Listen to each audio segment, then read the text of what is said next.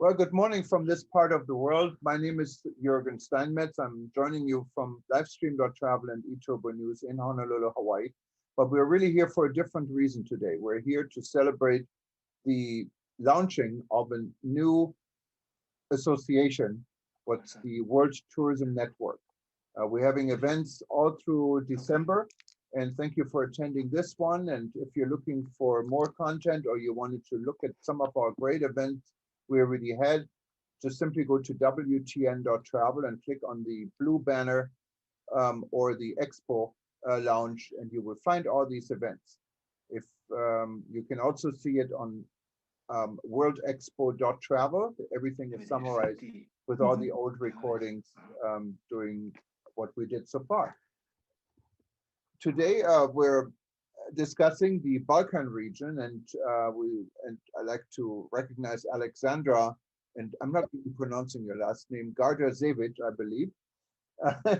She has been our chapter president for the Balkan region for quite some time, because this was our first chapter, and actually Alexandra was the one who recommended, and when we start WTN we should have chapters, and we took her advice, and now we have, I think, 11 chapters so far. We're introduced or ready to introduce, and the Balkan region, Montenegro, that's where Alexandra is our first chapter, and also she has been active, and she will tell you a little bit more about it.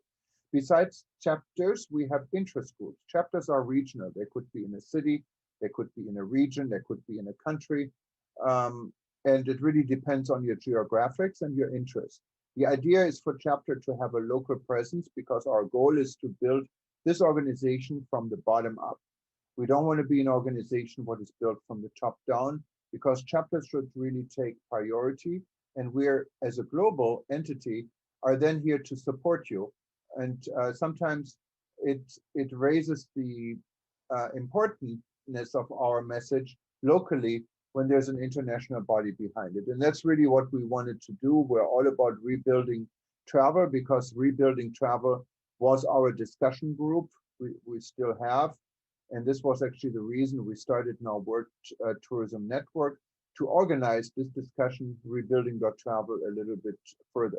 We're also the oldest entity discussing COVID, because we started in Berlin, in Germany, on March 8th with an event.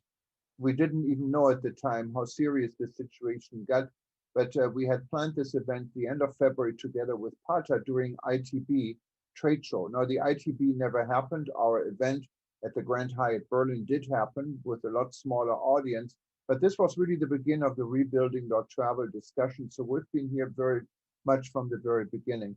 And unfortunately, we are rather not going to try to be proud of it. This discussion got bigger because the problem got bigger.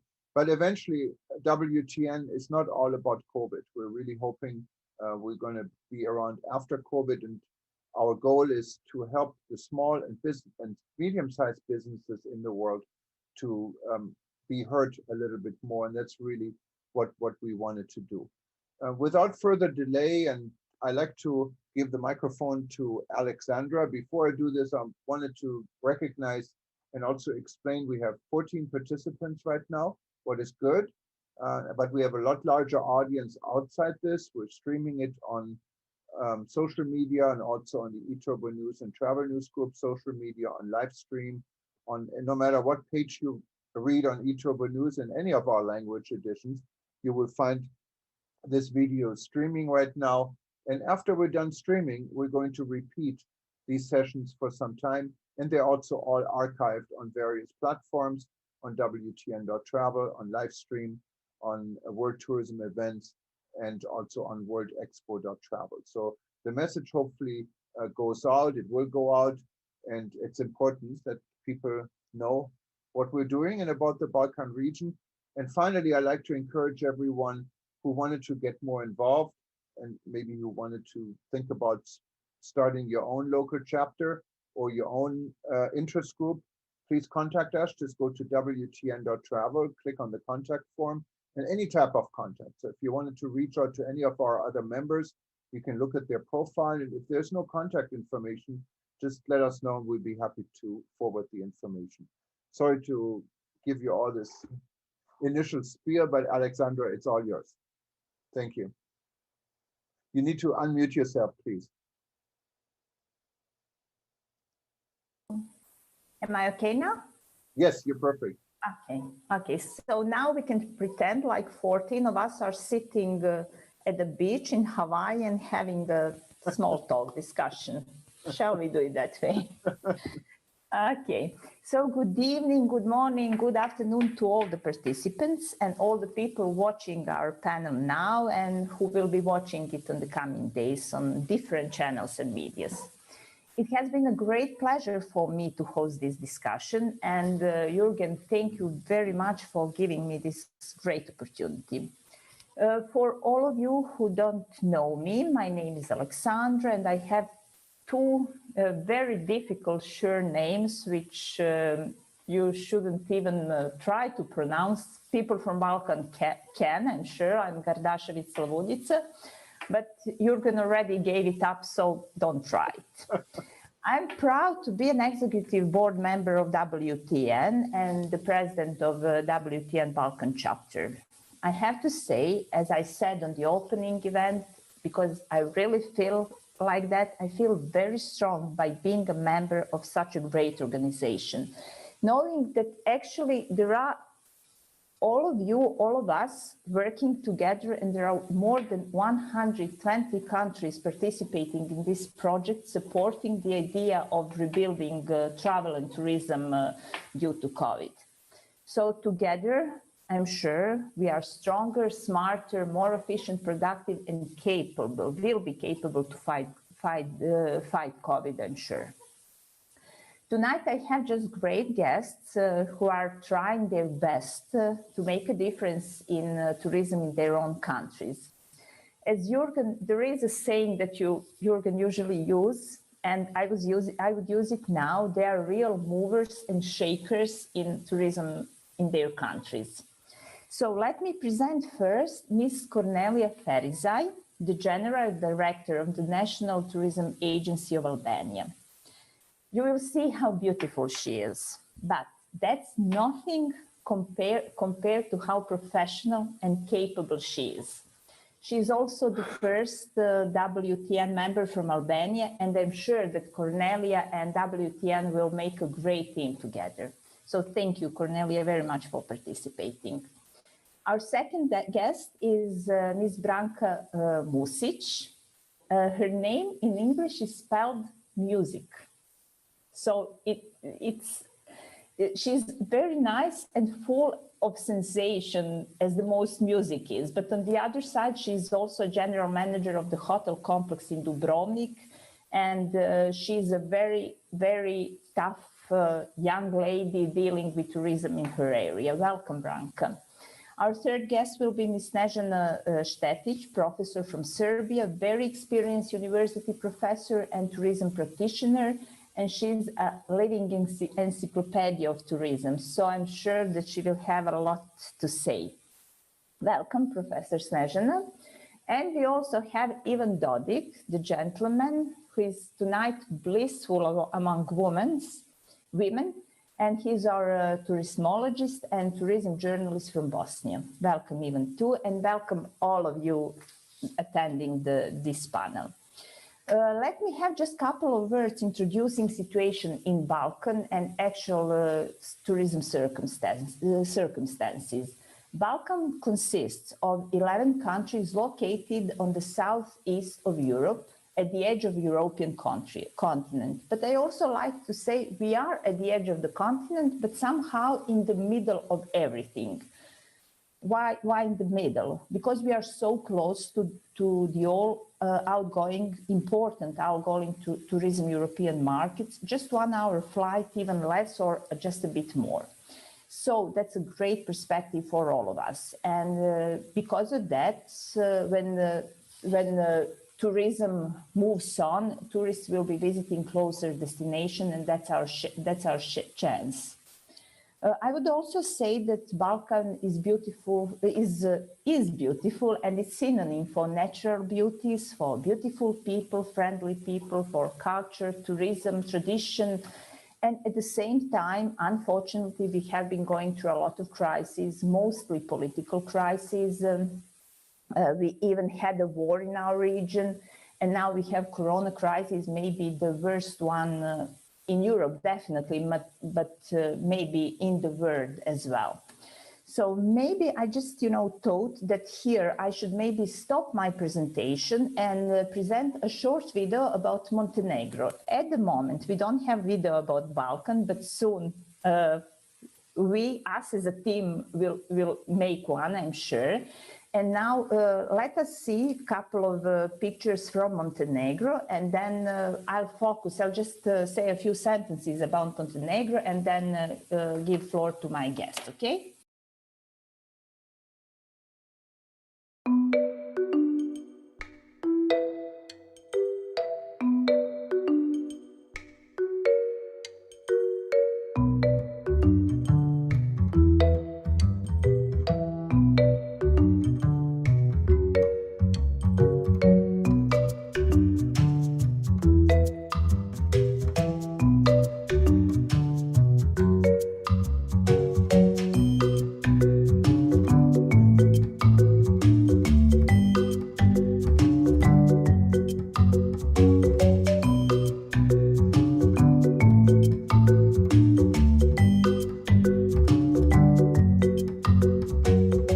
Welcome to Montenegro, the small country of great opportunities, unusual, different, unique. Welcome to a hidden corner of the planet, yet to be discovered by the rest of the world.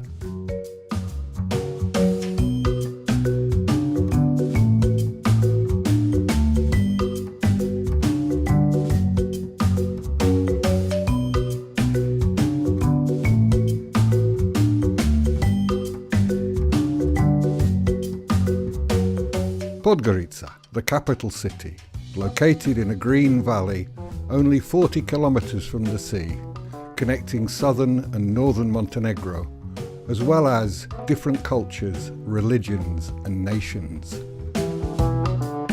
Cetinje, the cultural and historical treasury of a nation, the spiritual capital of Montenegro, a small city guarding the story of a king, his kingdom, his family, and his subjects. After visiting the Cetinje monastery, you can go up to Ivanovo Korita to see Mount Lovćen. Budva, beautiful sandy beaches and tranquil villages in the hinterland, the peace and quiet of its monastery gardens, hidden coves, glamorous hotels, the best music festivals and concerts in Europe, the city of outdoor theatre stages, the cosy terraces of fish restaurants. Budva is also home to Sveti Stefan, a glamorous island. Bar, on the shores of the sea and the lake, a city of olives and wine and multi-ethnic harmony. Its 2,000 years old olive tree, the old town, the magnificent Skada Lake, and the Srmica hinterland, whose wine cellars reportedly make the best Montenegrin wine, the Srmica Vranac. Ulcinj keeps within its walls the history of famous warriors, pirates and prisoners, such as the celebrated Cervantes. The beauty of a completely different Montenegro is hidden here, on the most beautiful beaches on the Adriatic Sea, in its waves and its winds, in the wooden cottages on the river Bojana, in the colourful feathers of the flamingos at Solana, at music festivals, and in the healing waters springing from the depths of the earth. The Bay of Kotor, the only fjord in the Mediterranean. Like a string of pearls, many towns and villages are lined up along the entire bay. It is difficult to decide which one is more beautiful than the other, and which one is more admired by the visitors. Is it Kotor, surrounded by the impressive 16th century walls, the city of carnivals and masked balls, music and dance? Kotor, with the Cathedral of St. Tripion, the Castle of San Giovanni, or St. Luke's Church. Perhaps it is the Baroque town of Perast and its Roman mosaics. They also admire Tivat, the former summer residence of rulers, noblemen and poets, its salt pans, the largest park in Montenegro, and Porto Montenegro, the most luxurious mega yacht marina in the Mediterranean. The sunny city of Herceg-Novi, its many steps descending towards the sea, its everlasting vegetation and famous mimosa blossoms have been attracting painters, poets and writers for centuries.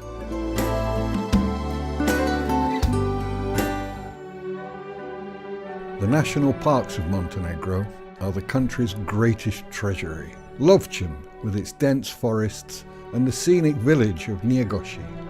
Durmitor, with the wild river Tara, glacier lakes. Skada Lake, with its Dalmatian pelican, and Rijeka Crnovica. Beogradska Gora, with the Beogradsko Lake, located in the heart of Europe's last virgin forest. Prokletje, with Ali Pasha's Springs, Lake Plav, and its unexplored, breathtaking beauty.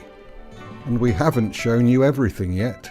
Kolashin, the largest ski centre, a mountain town where you will enjoy the specialities of our national cuisine. Tara, the deepest canyon in Europe, and the river that offers rafting from your wildest dreams. The most magnificent mountain centre, Žabljak, attractive during the winter, maybe even more so in the summer, with its many hiking paths, reveal the multitude of charms offered by Mount Durmitor and its lakes. What makes this country unique is primarily its extraordinary and wild beauty. Montenegro is characterized by diversity, even contradictions, both in the natural sceneries, quickly interchaining without warning, and in the tastes and aromas of its food and drinks, starting from the Mediterranean specialities, through the lake delicacies and famous wines, all the way to the traditional mountain dishes.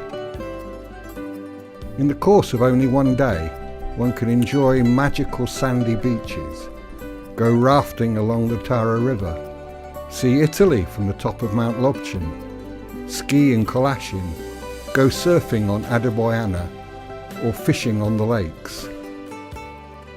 This country has been built by 3 different cultures and spiritually shaped by its famous artists. In Montenegro, you can find your peace, quiet and tranquility. You can find your passionate, adventurous side. You can find happiness in the little things. You can find yourself.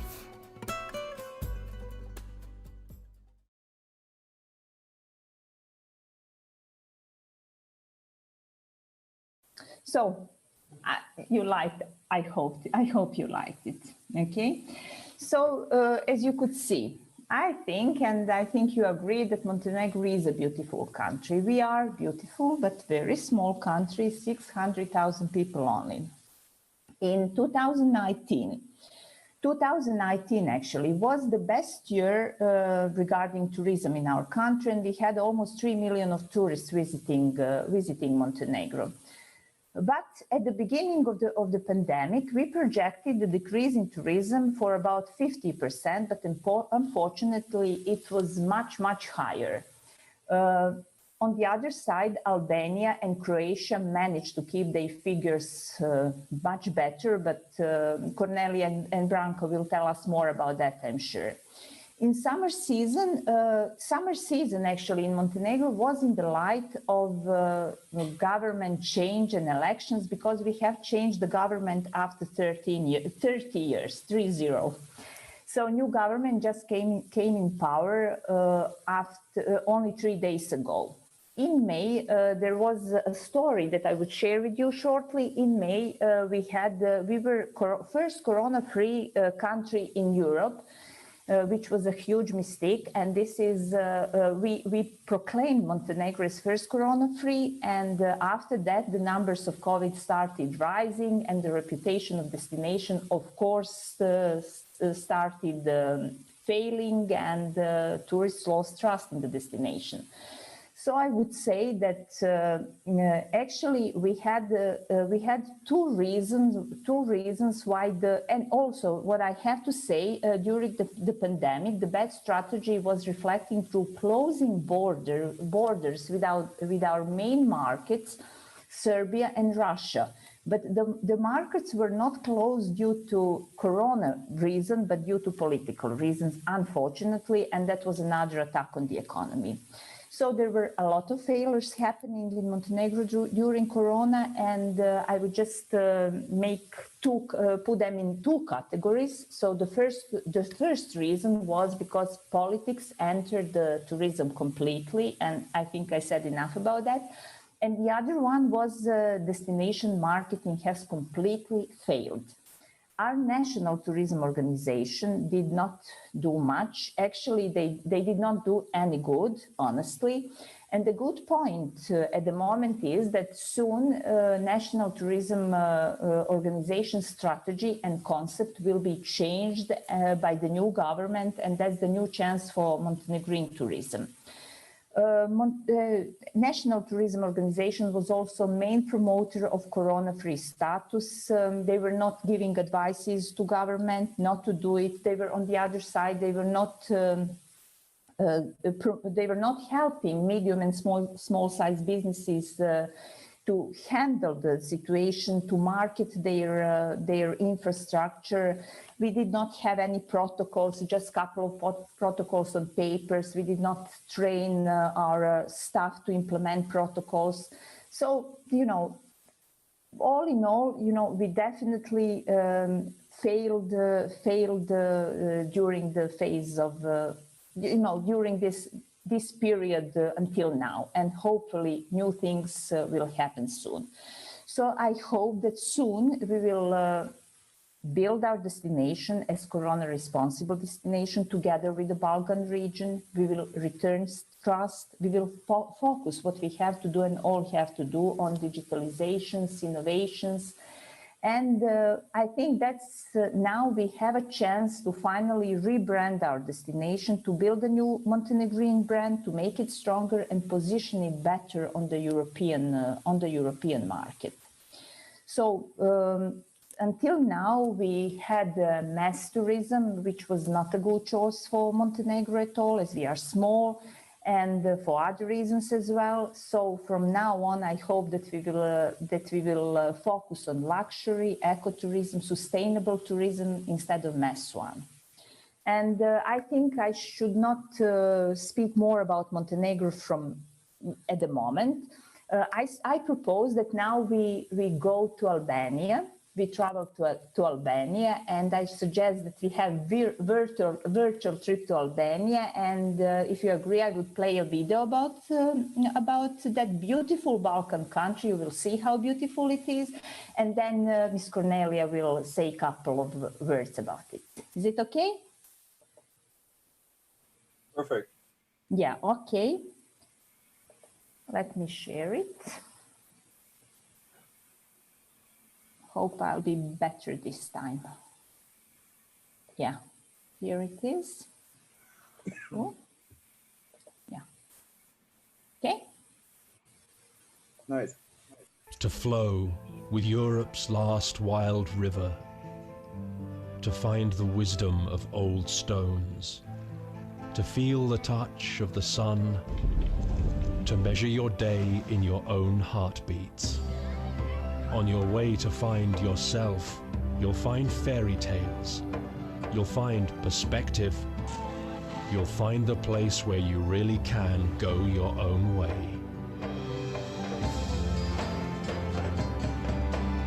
Where the dance starts somewhere inside you, like something you learned to do long ago.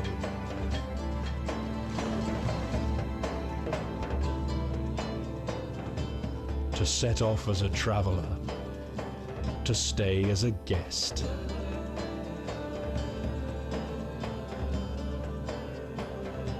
Albania, go your own way, Yeah. to flow with you. Okay. Here we are. Okay. Can you hear me? Hello?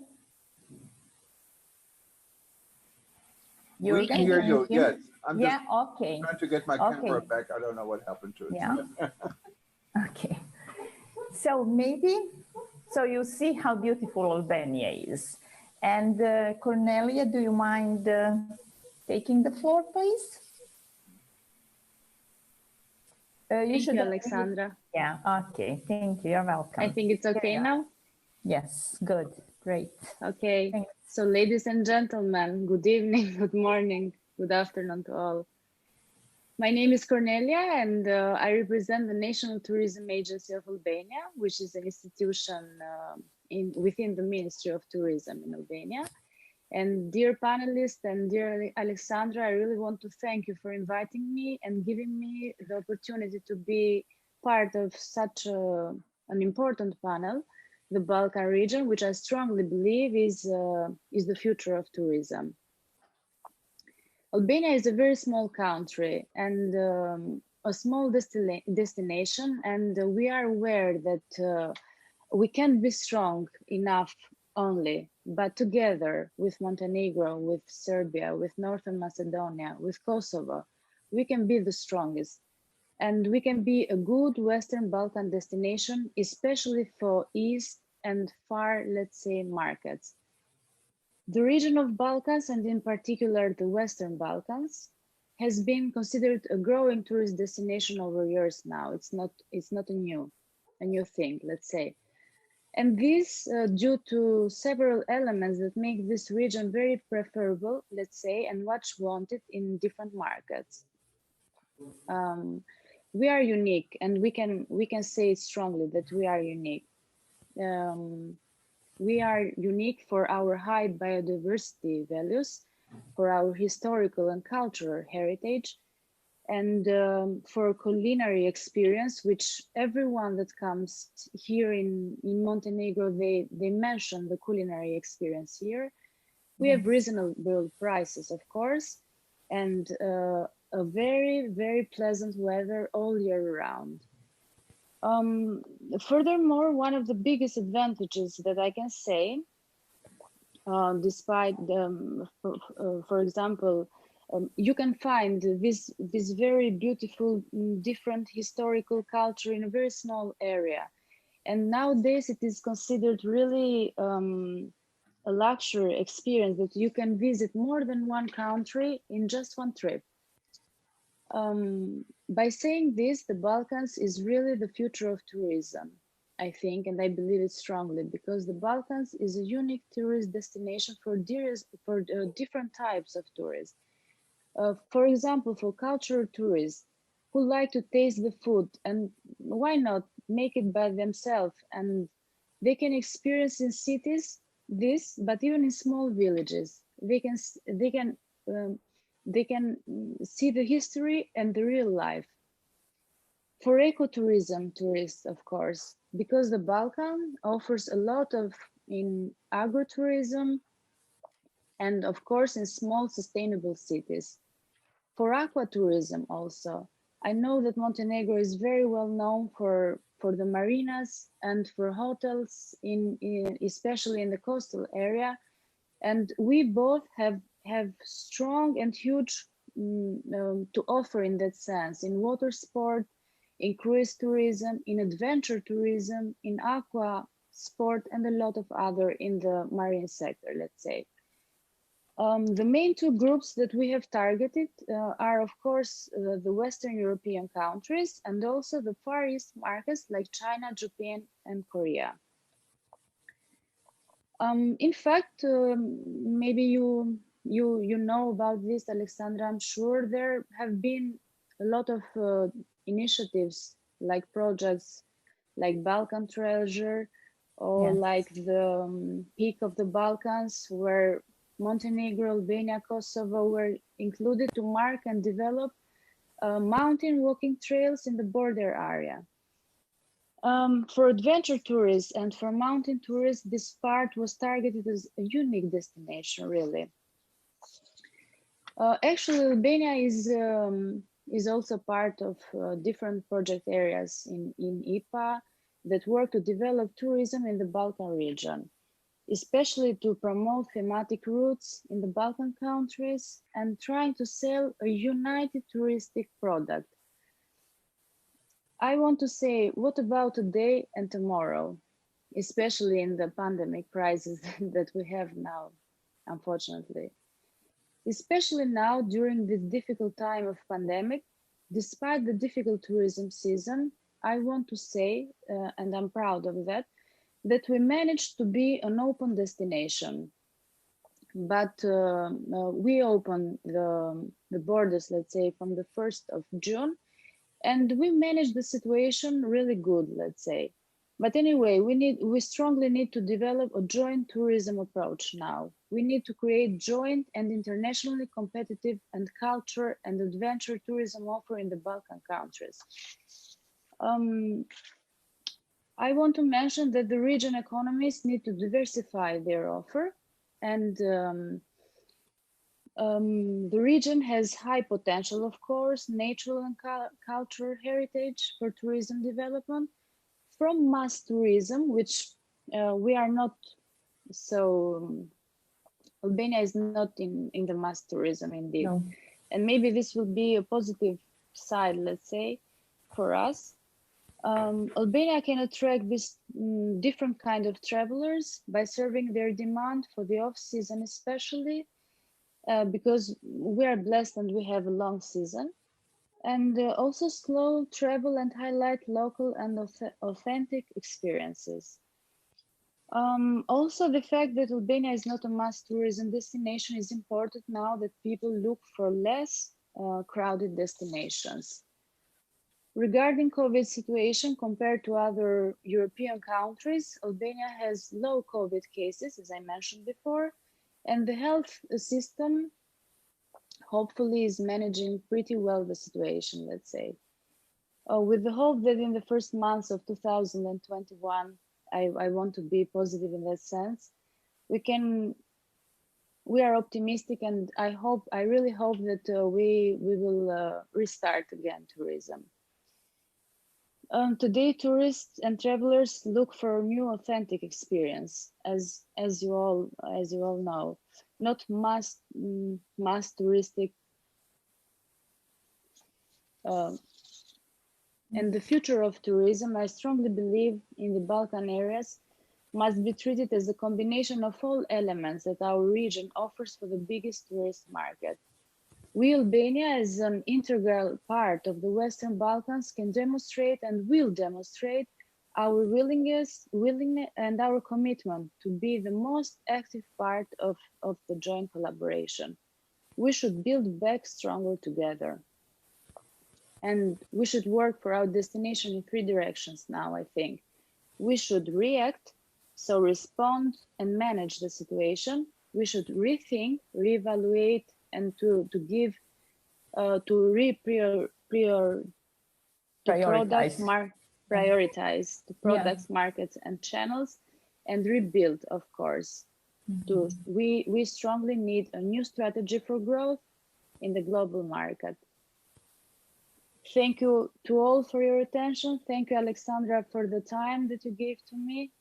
And Thank you, Cornelia. Yeah, it's a great presentation. I'm sure that everybody liked it, and it's true, definitely. As we are so close, the main chance that we have here is to get together and to unique our strength, our experience, all the beauties that all the countries around have, and really make it, to get out of COVID situation much stronger and better than we used to do, because there are so many opportunities that we have actually missed, and now we have to make it up, I think.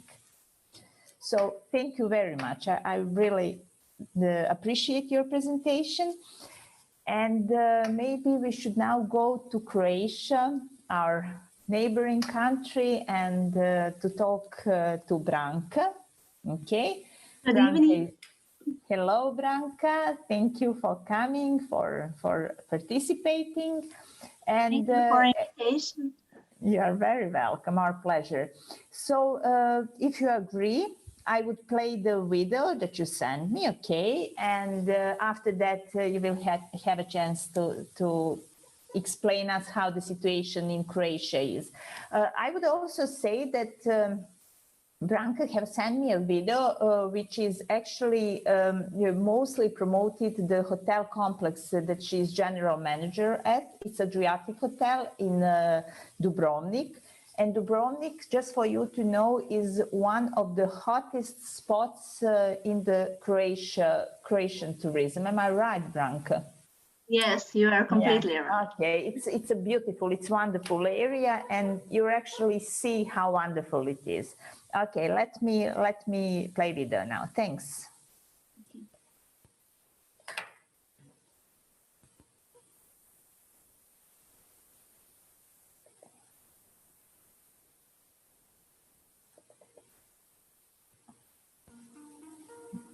No, not yet. Give me a minute.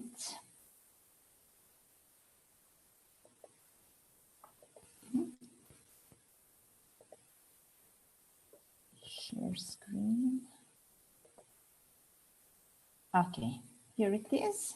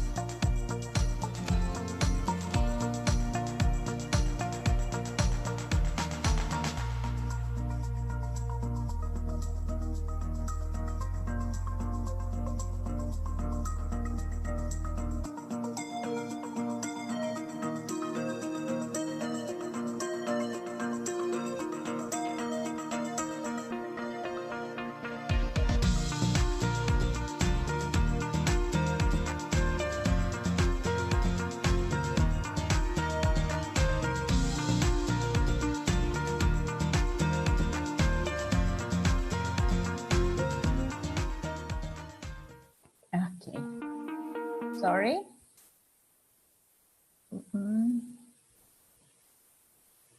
Okay. Hello from Croatia. Here we are. Yeah. Okay. The Yes. floor is yours. Hello from Croatia, a small country well known for football, good wines, fantastic coast, and the cleanest sea, and the nice people. And also the beautiful people. Not only nice, but also beautiful people. Yes, just as in the whole Balkan. Yeah. Yeah. Tourism makes 20% of GDP, national GDP.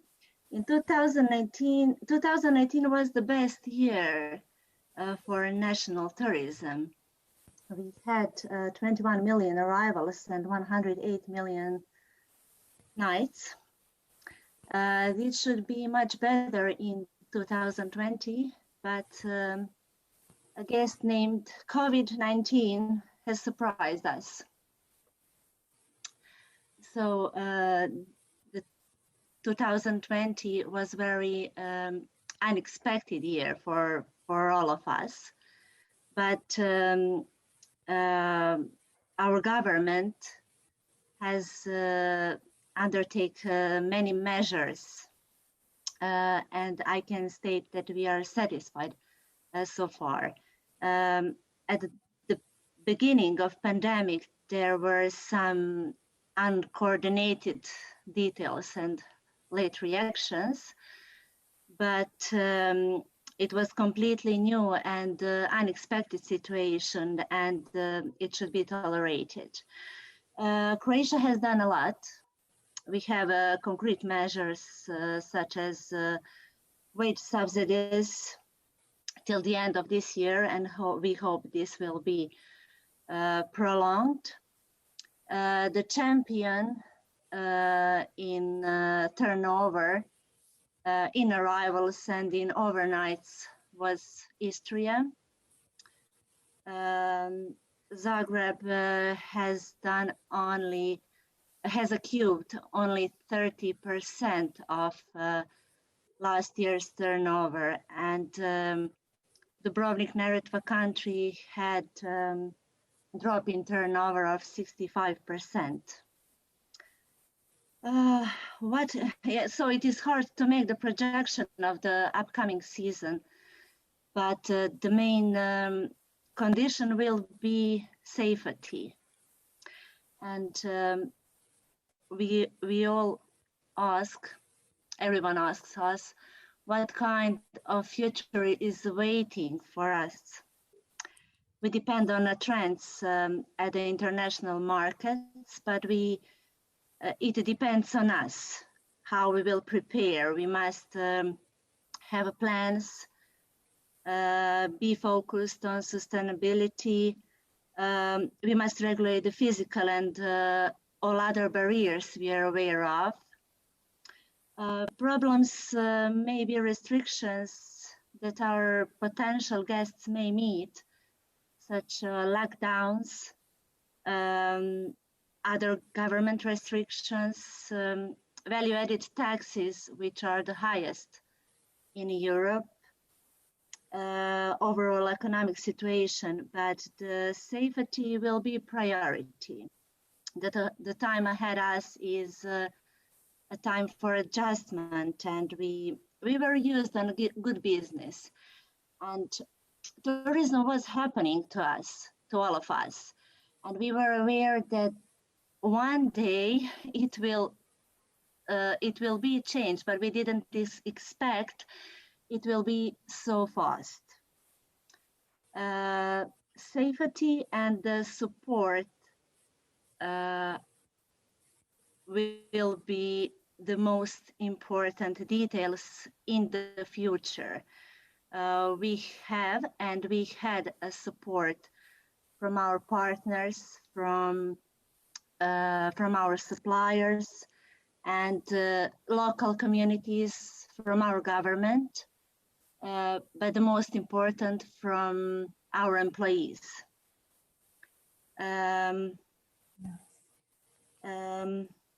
We have survived, and I think the most magic word for the upcoming seasons will be crisis management, because we will have to adjust to the situations, not on monthly basis, but on a daily basis. Yeah. 2020, we have survived, and we hope 2021 will be much better. This year, I can say something about our hotel. We have accrued only 10% of the last year's turnover, and this is not something we are proud of, but as the season was unpredictable, we hope to reach in next year to reach 30% of 2019's turnover. Yeah, but these are. Sorry. It is a really hard. It was a really hard time for all of us, because this situation was something we have never met. We have faced some new situation, and we didn't know how to behave. So the changes, we adjusted on a daily basis to it. And I think that 2021 will be the same. Agree. And actually the point is this panel and WTN portal and support is actually the place where we can all meet, find solutions, because nobody who's left alone or who is a solo player in this terrible COVID game can succeed. So it's good actually that we are gathering together and finding solutions and trying to put all the situation under control. Thank you, Branka. Yeah, thank you very much. We'll discuss details a bit further. And if you guys agree, we should now hear a word from Dr. Snežana Štetić from Serbia. Okay, and as I did for our previous participants, I would do the same. I would play video about Serbia, which is also a beautiful country, and you will actually see how beautiful it is for those who haven't been there. Okay, let me play a video now. Thanks.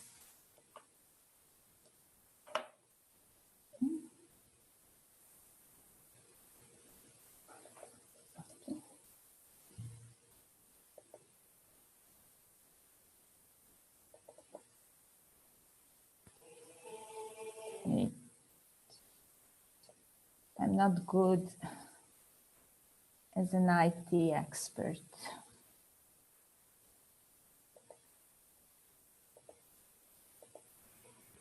While you do this, fascinating discussion from my end, and I know so little about the Balkan region, so I learned so much in a short time. Good, good to hear it.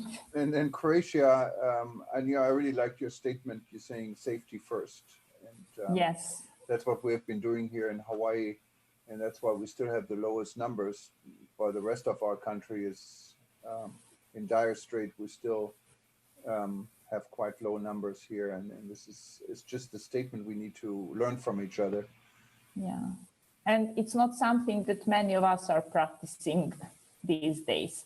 Okay, do you see the video now? Can I play it? Please. Yeah.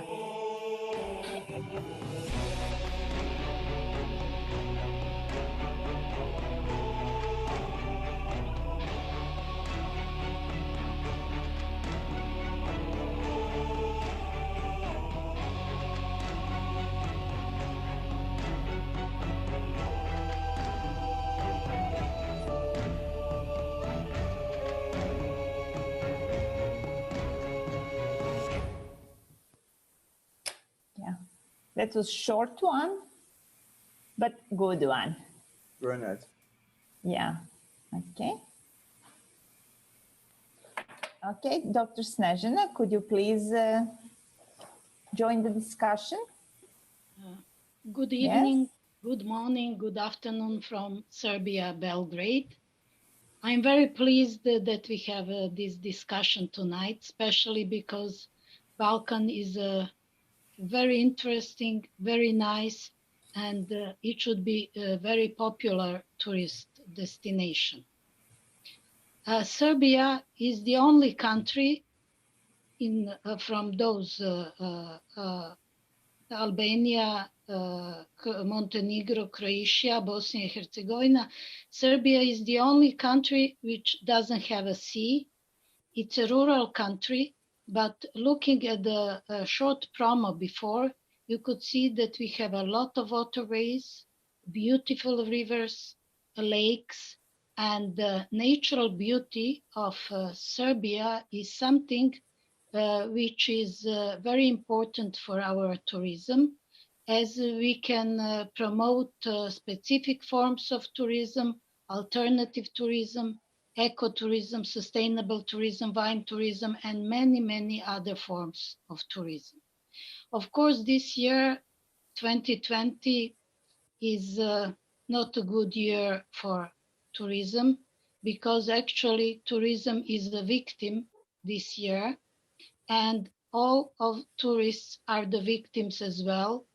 As we know, borders were closed and we couldn't travel. In Serbia, in the first 10 months, we had a decline of 75% of international tourists and decrease of 22% of domestic tourists. But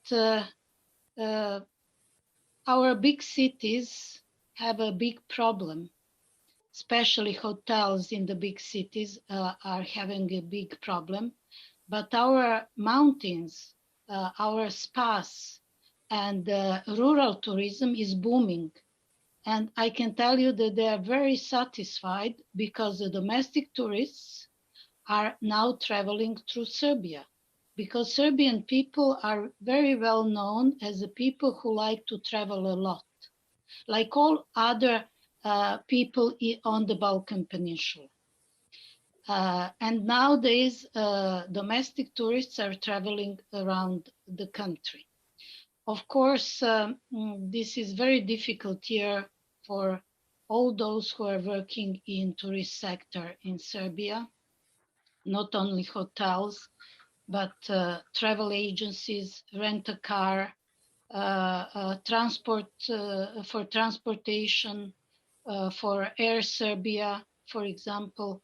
And maybe you know, maybe you don't know, but Serbia was open, as my colleague from Albania said. Serbia was open country and our borders were open for the tourists, but some borders were closed to our tourists. And Serbian people like to go to Montenegro very much, but the borders were closed. They went to Greece and suddenly those borders were closed. So a lot of tourists from Serbia went to Turkey, to Egypt, to some countries like that. But it was in July, August, and partly in September. As all of us know, this year is a terrible year. But I was always optimistic, and now I am optimistic because I see this year as a chance to reorganize our tourism sector, to put together all stakeholders to work together and to make better tourist products offering to the international market. And this year is a year of rebuilding travel. And because of that, this idea of rebuilding travel, of our network, is for me the most important thing which was done in this year. Because thank you very much for all of you who put us together, because now we have to work together. For example, Balkan Peninsula, Europe, Western Europe, all the world, because only together, the small pieces of tourism sector, together we can make many changes. And because of that, now we have to keep in mind that tourism has to be rebuilt. Of course, nothing will happen until the end of this year because it's very close. I'm not sure at the first quarter and the second quarter, but maybe third and fourth quarter will be better for tourism. Most things we have to, as we have to put people together, because as we know, a lot of people in tourism lose their jobs Some business were terminated. Hotels were closed. My friend from London told me she's working in a big hotel. She told me that because it's a corporation, they have 5 hotels, only 2 of them are working nowadays. People are losing their job. They don't know what to do and such things. But of course, all of us together, I can think that we can make a change and that we can work together. Why I'm saying that? As you know, Serbia was always crossroads from the north to the south, from the east to the west.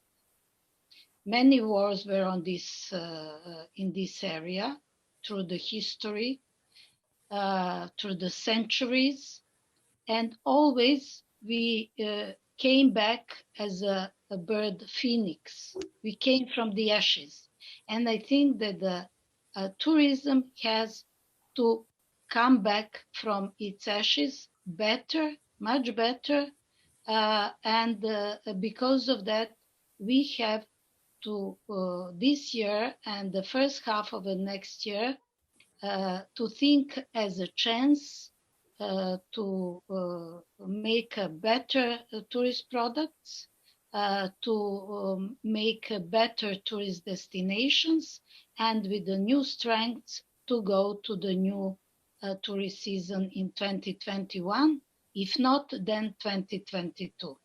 But I'm optimistic, and thank you very much that you put us together, because now my optimism is growing after this Great. after this session. Thank you very Thank much. you. Thank you. Thank you very And much for. welcome to Serbia. We will be coming soon. You didn't say something. As I'm a licensed tourist guide, I have a license in Serbia. I have a license number 1. I'm not the oldest guide, but I work a lot as I work as a university professor teaching tourism, and I'm teaching tourist guides. I have a specialized schools about guiding rural tourism and many other forms of tourism. I will be your special guide when you come to Serbia. Yeah, thank you very much. This is what I was going to say. When WTN team comes to Serbia, then you will take us around to make sure that we see all the beauties of Serbia. Thank you very much. And what you just mentioned, and I'm sure that the rest of the colleagues agree, the domestic tourism is not something that the Balkan region should rely on, because we are somehow, all the countries in the Balkan are small to rely on its own citizens. So actually we should make regional tourism domestic tourism. That's, I think, something that we should go to. Okay, thank you very much, Dr. Snežana. And now it would be nice to hear our gentleman, Ivan Dodik, and we will see beautiful emotional video from Bosnia that Ivan sent me, and we are going to share it now, okay? Give me just a minute.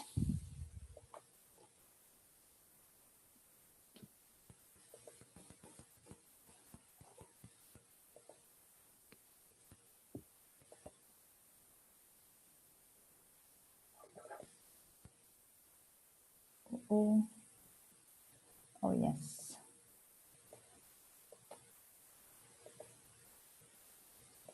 I have to go to YouTube even.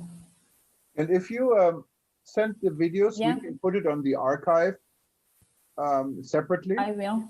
That's wonderful. So what did I do? It's not what Ivan sent me. Sorry. When you play YouTube, I'll you need never to have your speaker on, and because the sound would not come from the video directly, it'll go to your room. So if you have speakers, just put them. Okay. So just. I'm sorry.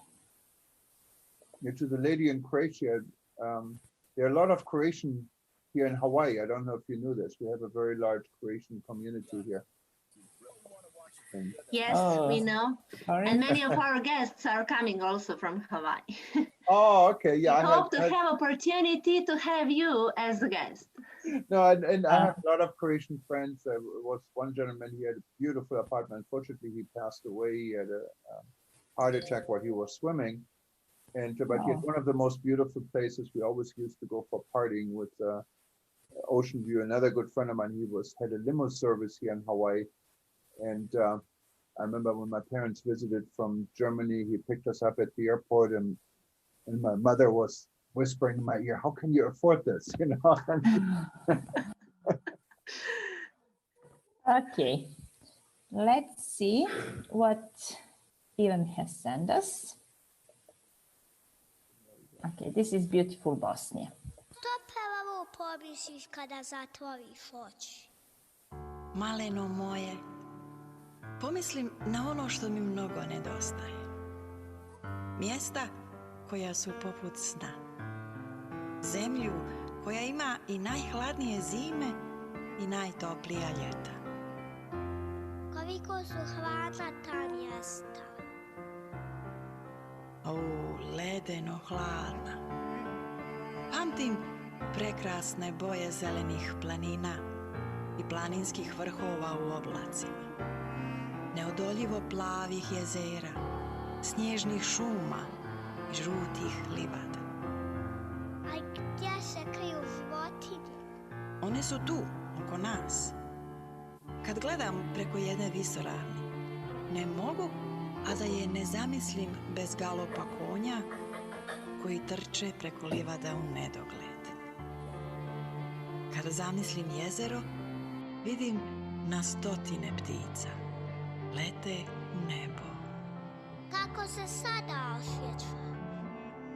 Osjećam da je volim i da ću je uvijek voljeti.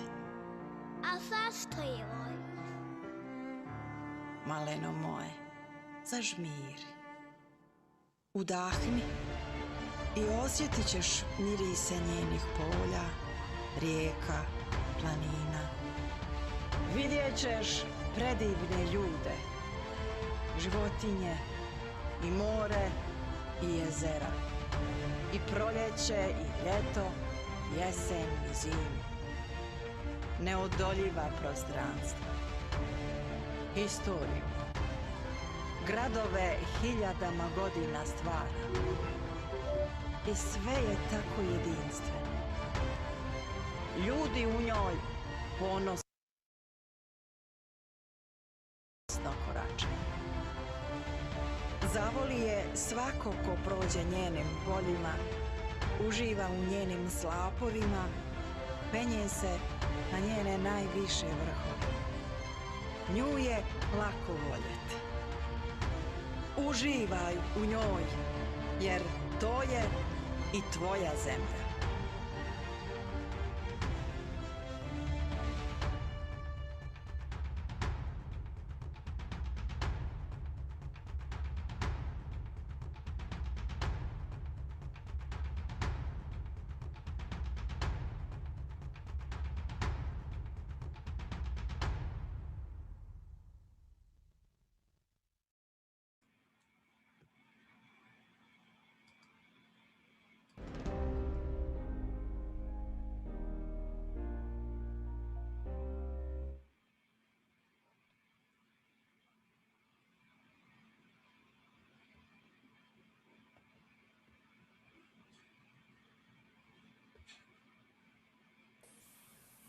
Here we are.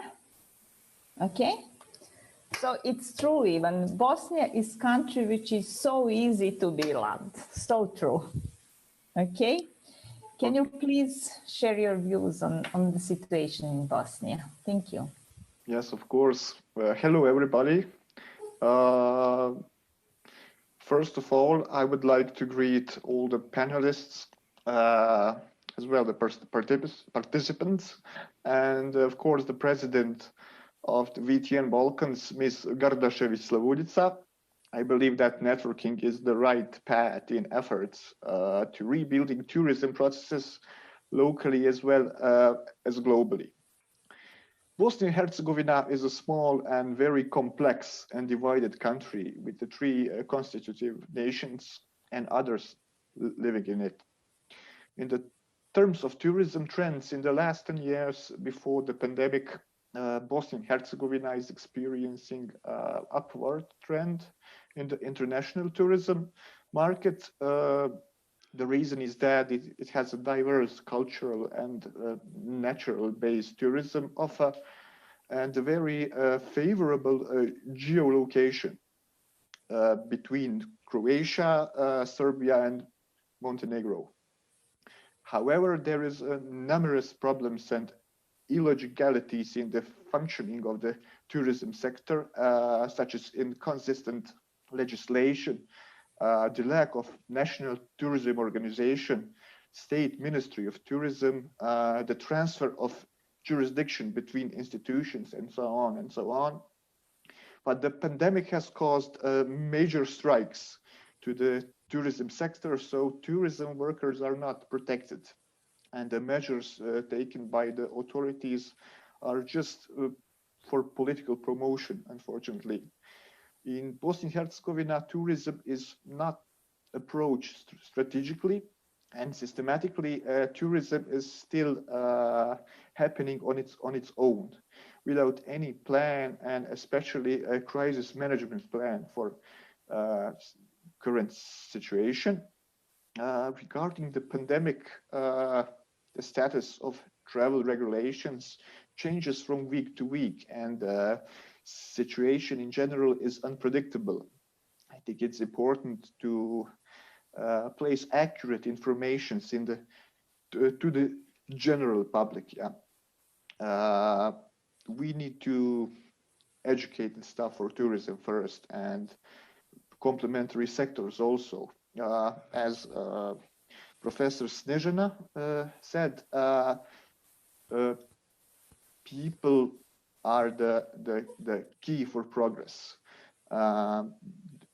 In this time, we can use this dormancy time for promotional planning, strategically activities. And we are a small country, but we are trying to do something. We don't have ministry, national tourism organization, anything, but we are doing our best. And you should come to our country. We have sea, we have pyramids also. Really, we have pyramids. Yeah, Novak Djokovic was going there recently, and everybody knows about Novak Djokovic. Yeah.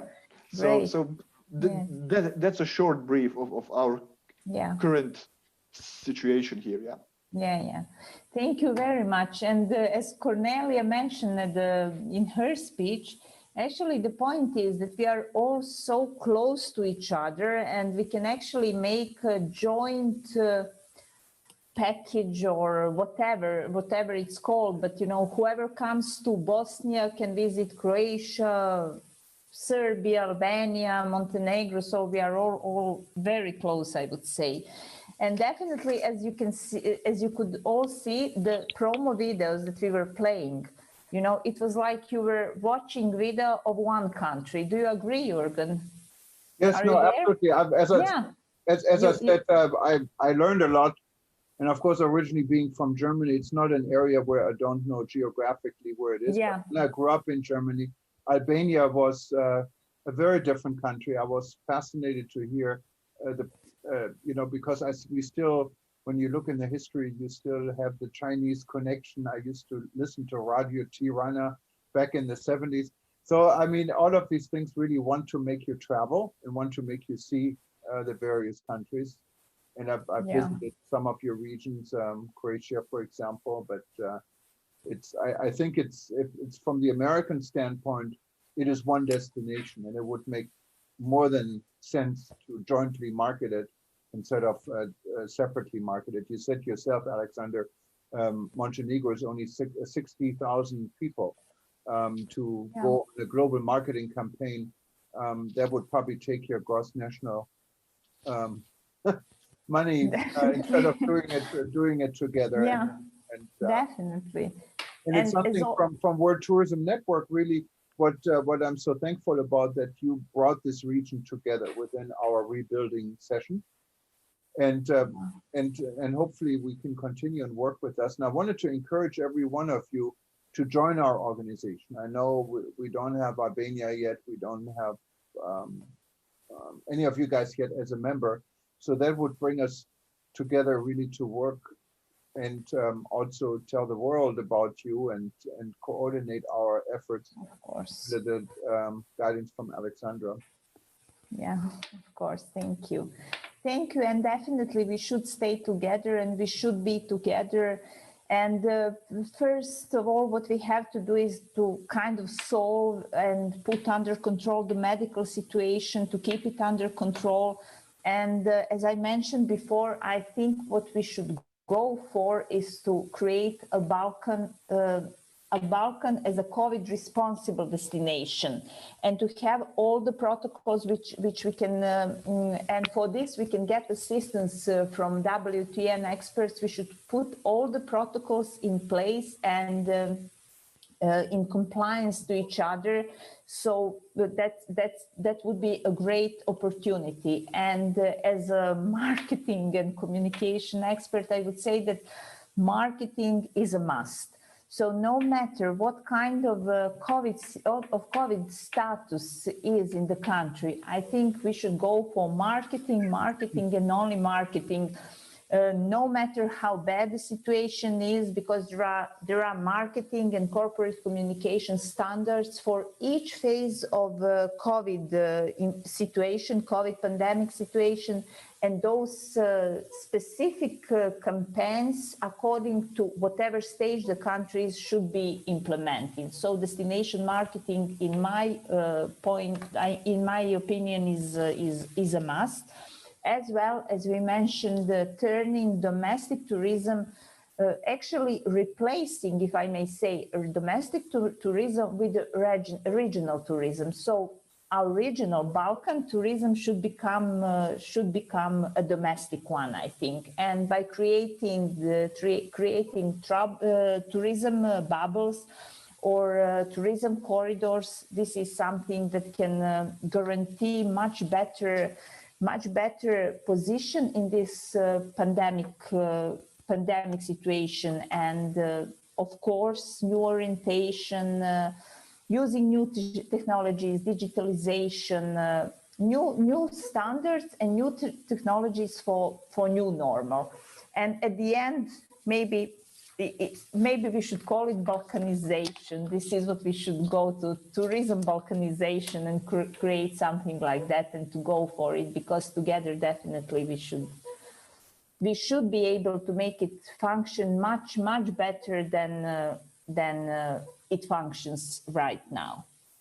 And maybe if there are any questions, and if not, there is a question that I would like to ask Cornelia regarding the airline situation. What is the situation? Do you have, because there have been, I mean, the situation is not clear to me regarding the airlines in Albania. Do you have a national airline? Is it operating? What is the situation in the airline business now in Albania? Yes, Alexandra, we have a national line, let's say, and it's operating in different countries. Okay. But the incoming tourism in Albania, especially is through charters, let's say, because we have different tourists from Russia, Belarus, Ukraine, which comes with charters, all from Italy. Poland, from You have a lot Italy. of, you have Italy, yeah. Yes, Italy operates with normal lines, but for special markets, we mainly operate with charters. Okay, But with normal lines, of course, for Germany, Austria, and the Western, let's say, Europe, we operate with normal lines. Now, depending on the situation, each country has its own restrictions, let's say, but for now, the situation is stable. Okay, good. Great to hear it. And also what I would like to point out, what Branka was mentioning, safety.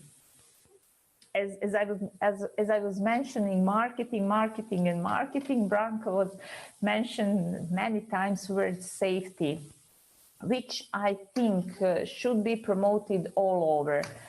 And there are so many ways to promote safety in the countries. But as we were discussing on many conferences, we should promote our region as a COVID responsible region, not as a COVID safe region, because none of the countries are safe when it comes to COVID.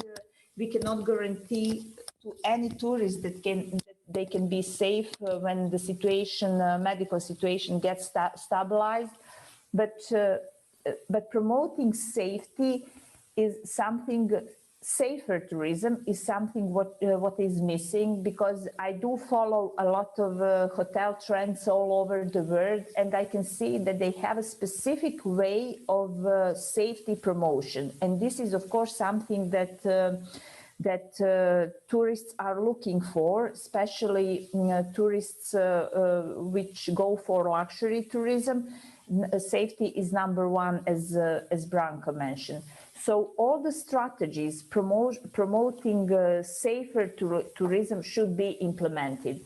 What I also suggest, and maybe Jürgen, you could say a bit more about that. There is, for those who haven't been attending our session previously, there is a safer seal or safer stamp issued by our organization, which all the businesses can apply for. And maybe, Jürgen, you can say a word about that, if you don't mind. Yes, we're established this in response or in addition to what WTTC, the World Travel and Tourism Council, did. They established a safer tourism stamp. We went with the seal, and the difference is it's exactly what you said, Alexander. We did not want to come out with the word safe. We had concerns with the word safe. I know we had this discussion because no one can really claim to be safe. And in the United States, that also would open up the door for legal liabilities in a lot of ways. So our safer means basically it's a self-evaluation. We rely on the business to declare themselves safe, of course, with putting certain restrictions, not restrictions, certain implementations in place. And we don't judge this, but we look at their implementations. That is a free version anyone can apply for. We also have a better version. It has an evaluation. One of our experts, Dr. Peter Tarlow, who has been in the safety and security world for the last 27 years, would do a questionnaire and interview. And that has a little bit more value, I think, because it's also, you get the opinion and the advice. It's more the consulting from an outside source. We have been putting the seal right now a little bit on the back burner. And the reason for this is because the world went back into a second phase. And we didn't want to be here promoting tourism and telling destinations that are safe, because right now there is a lot of uncertainty, and there are different countries, different regions in the world with different problems.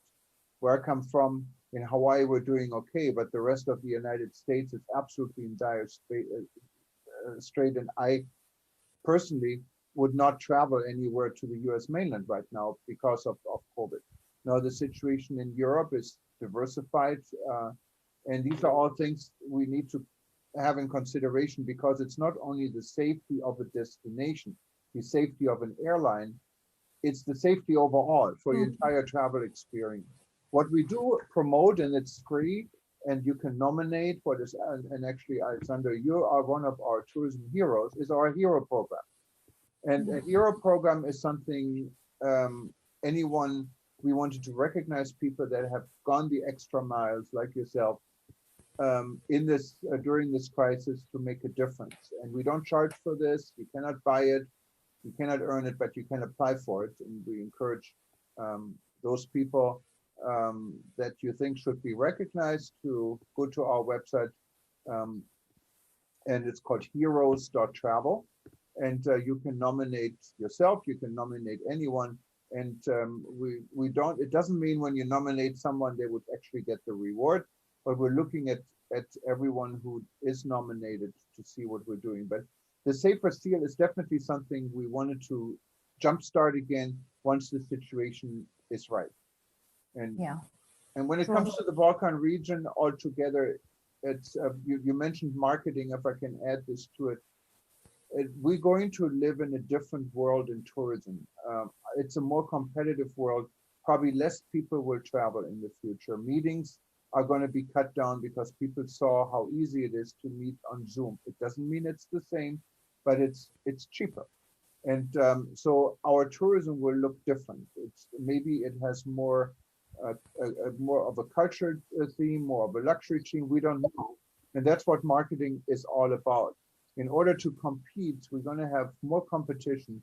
It is important to keep the word out. When I see these presentations you saw, and many of the other presentations, you get homesick to travel. You know, I'm on this beautiful island here, but it's, you know, you see it every day, so it's no longer that beautiful. I want to get out of here, and a lot of people have the time to look at these presentations. In the past they didn't have the time. So right now the time is right to tell people, look, when things go back to normal, this is what you really should visit and see. Yeah, true, so true.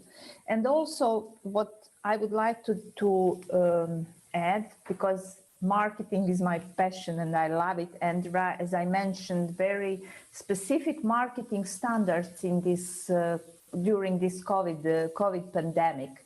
So no matter what government or national tourism agencies are doing, and some of them are doing great job.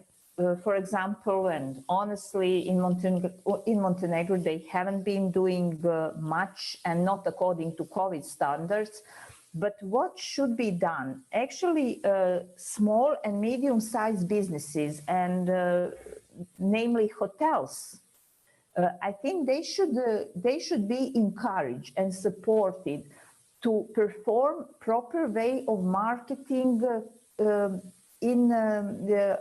according to COVID standards. And as I mentioned, yes, we have to insist on safety, but there should be ways how to promote it.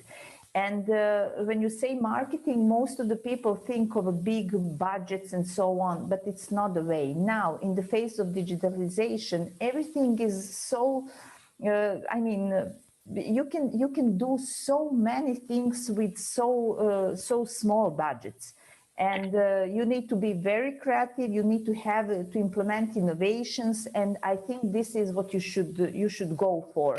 And definitely, whoever, not only from Balkan, but on the VTN network, wants to have a further discussion with me on this topic, you can approach me and we can go into details, because maybe I shouldn't just now talk about it and keep you all guys listening to it, but we should definitely stay in touch, and we should definitely further discuss all the possibilities to bring our Balkan back on tourism feet.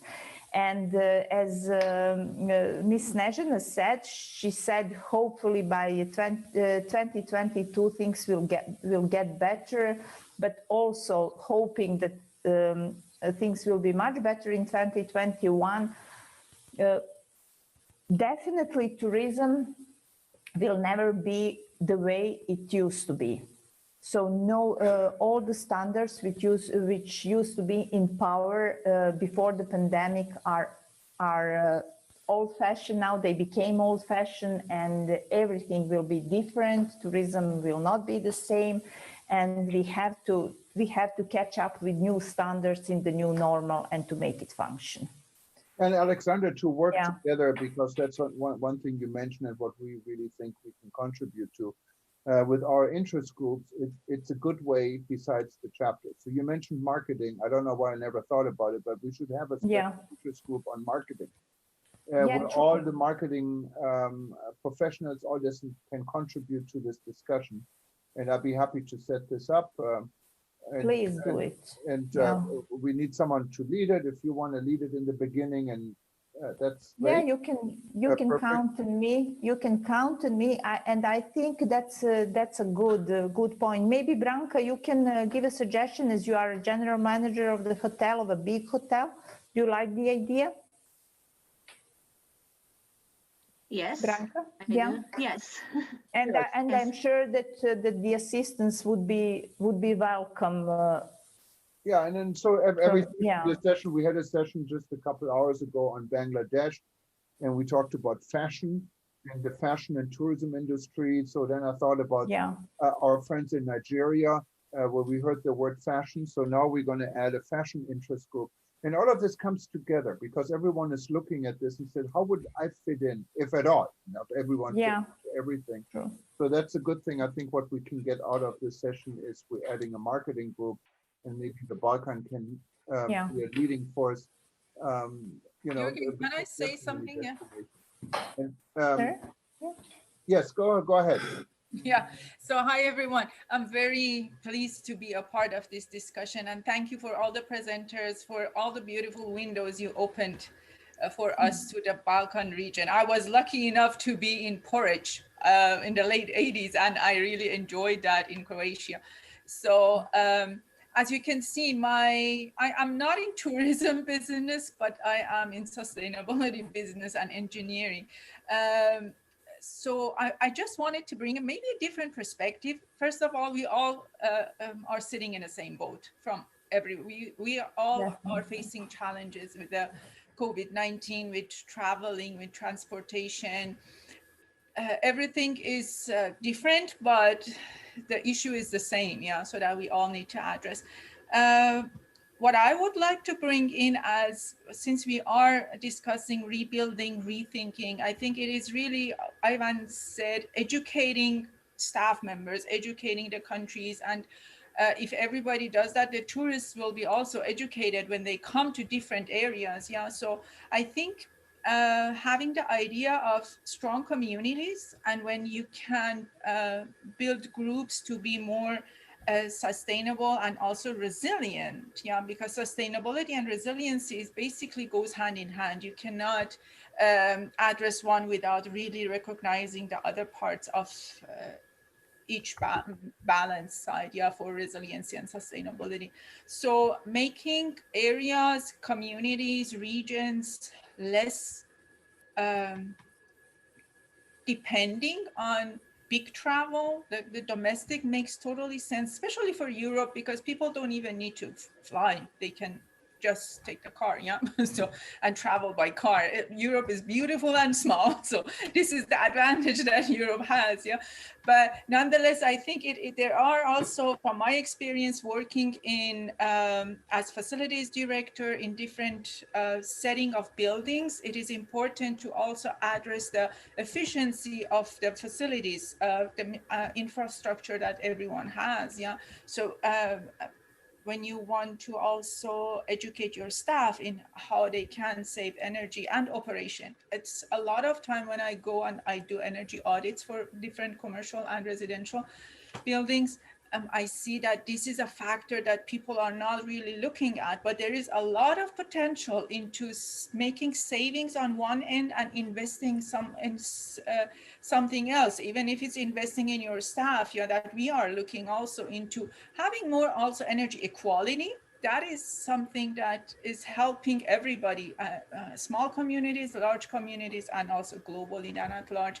I think that is because we are also depending on a lot of regulations. Yeah, so if we start in a small regions, it's much easier to come up with policies that can apply to a smaller group than the larger group. Yeah, so that is where I think when we get started there, yeah, so it will help all of us to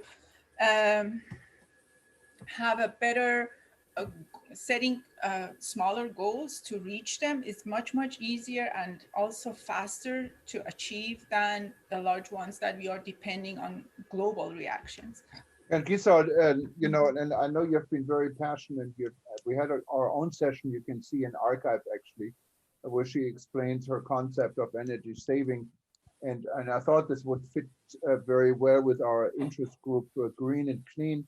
But if you think we can, you should do another interest group in regards to global energy challenges, just let me know. We'd be happy to add this, and then so this could be one of our discussions. But thank you very much. Also, we had Professor Deschneza, I probably pronounced this so wrong, raising a hand here. Go ahead.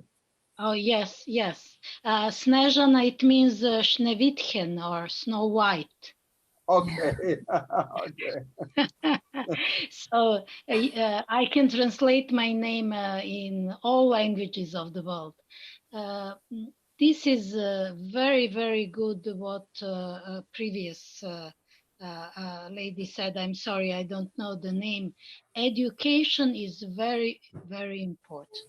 So I think that we should have a chapter for education, because we have to educate people in tourism in all fields about the sustainable tourism, about the air energy in tourism, about the risk in tourism, about many, many other things. So I propose to have a chapter about education, for education. Oh, no, when you propose it, I hope you're aware you have to lead that chapter, because we don't have it. But if you wanted to put this together, we would very much welcome that, and we can call it something you can lead and start. Doesn't mean you have to lead it forever, but someone has to start it.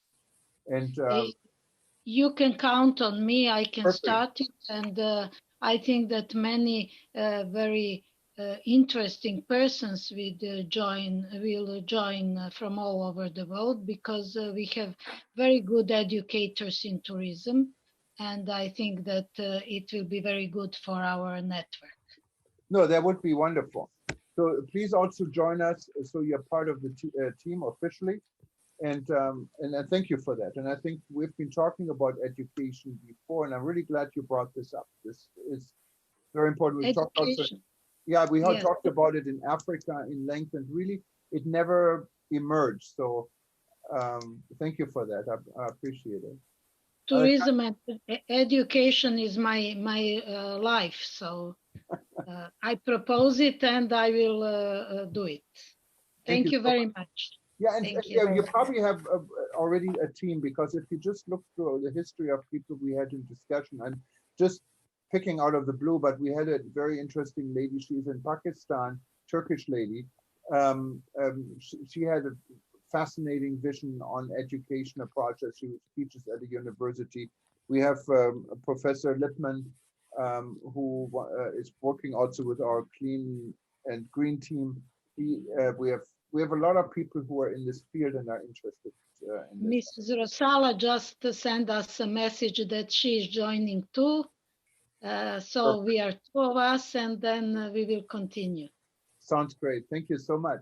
Is there anyone else who wanted to say something? We're a little bit, actually we're 30 minutes over time, so that's always a good sign. I don't mind to be over time, but because that always means it's interesting. And this was interesting, I really have to say, and we made so many new friends. What is even, I think, more important here. Alexandra, I'll give you the last part. Well, I'm so happy that we gathered together here, and this is our first session, and hopefully we will have more and more in the near future. And I would really like everybody interested in building up our Balkan tourism story to get together. I'm here available for all the comments, all the suggestions, all the help that I can offer to all of you. And I would like to thank you for attending this session. It has been a great pleasure to host it, and I'm really honored to be in charge of Balkan chapter, Jürgen, and thank you for giving me this opportunity. Well, thank you very much, Alexandra. You have all of the you. center for the building, not only for the Balkan session, but for the overall organization, because you've been the first lady, as I said, the first person saying that we should have chapters, and it really kind of shaped what we wanted to do. So we became more than a discussion group, and that's thanks to your insight. So you've been there. Balkan is Thank you. becoming the most important region for us because of you. And I wanted to also thank everyone else for attending this event and everyone else who's joined us remotely on the various media channels and on our social media channels.